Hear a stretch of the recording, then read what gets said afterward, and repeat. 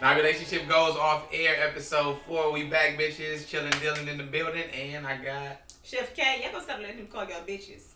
I wouldn't let him talk to me like that. Tricks, sluts, whatever you prefer. Let's go. Dang, it's only episode 4. How you people?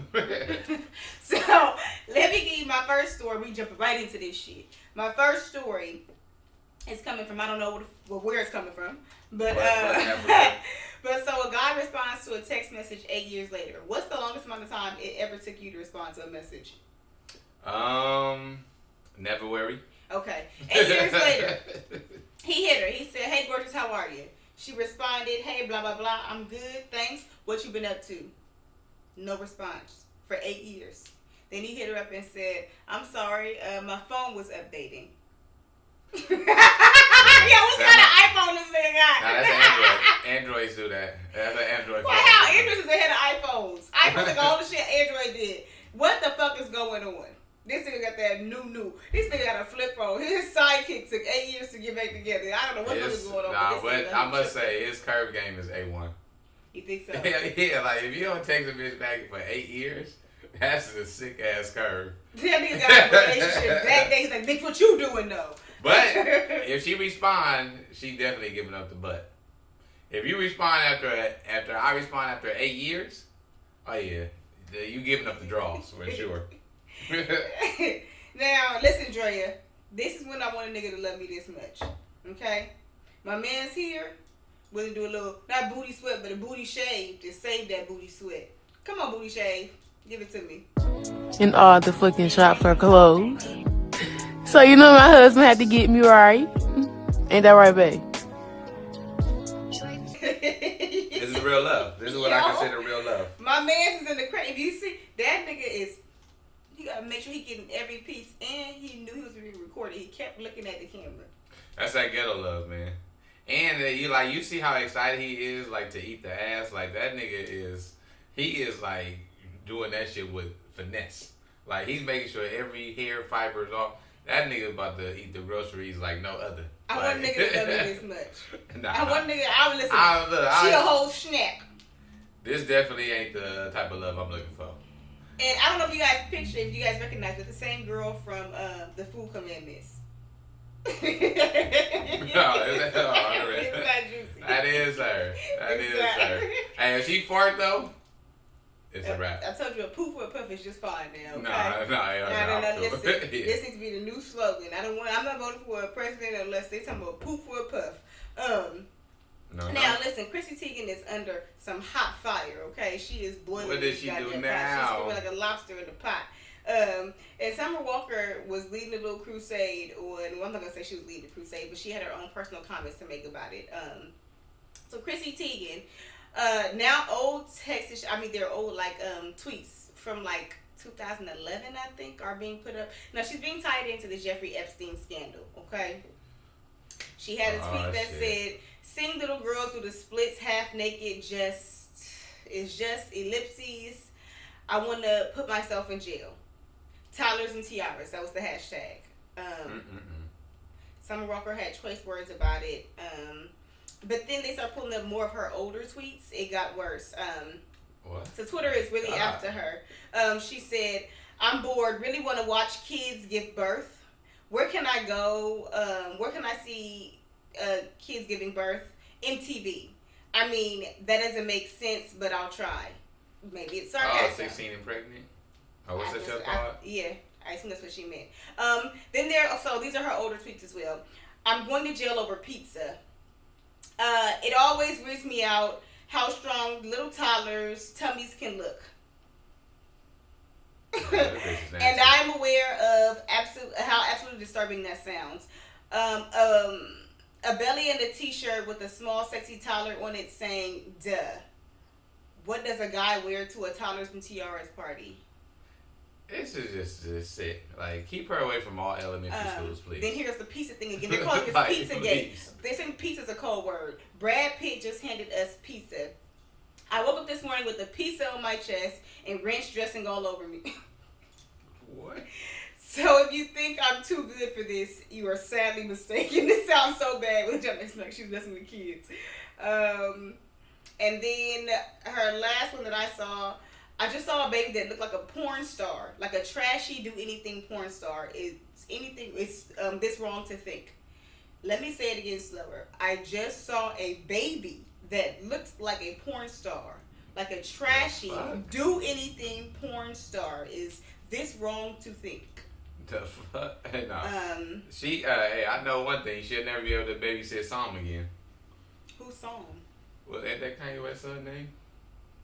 Why would I? He got one of them kids.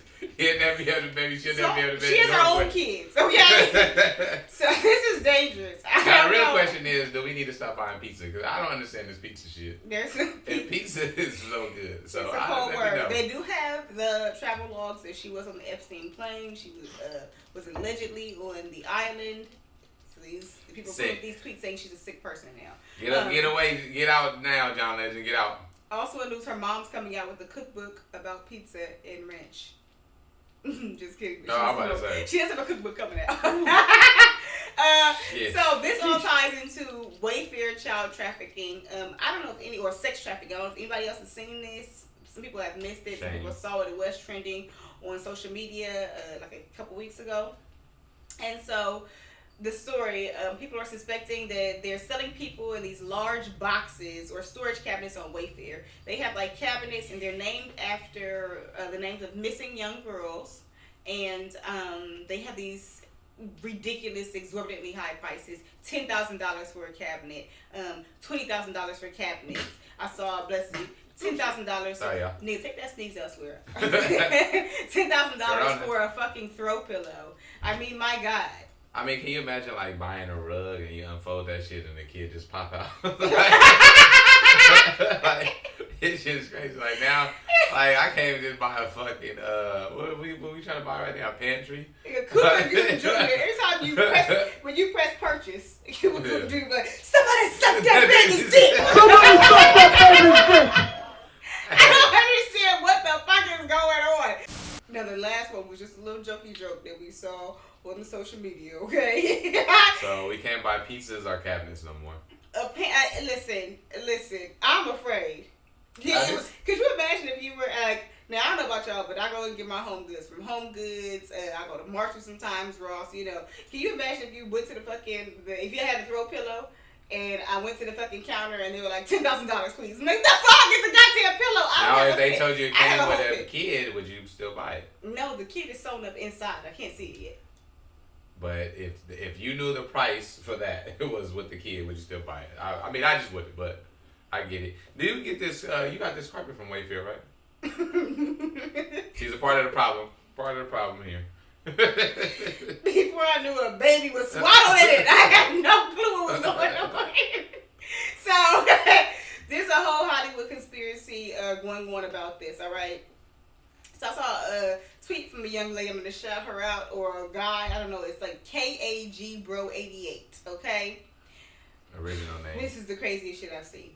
You may choose to ignore the fact that children as young as moments after birth are raped, tortured, and ritually sacrificed. You may choose to ignore the fact that after these children are please scroll up, are raped and tortured, they are killed for the purpose of drinking their adrenalized blood, which is scientifically proven to rejuvenate old cells, and it is patented. You may choose to ignore the fact that Hollywood celebs, government officials, former presidents, and world leaders have been doing this for decades.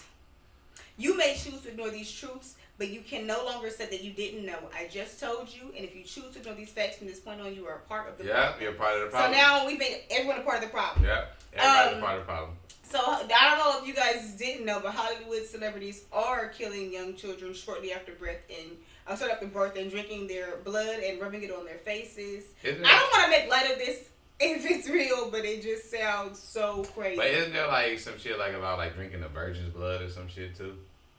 Like, isn't that like a thing too? Yeah, but should I also rub nut on my face because it's good for my skin? Where's Goldilocks banana nut bread? But I'm really like tripping. Like Hollywood is sick, man. They really took a page out of Rumpelstiltskin's book.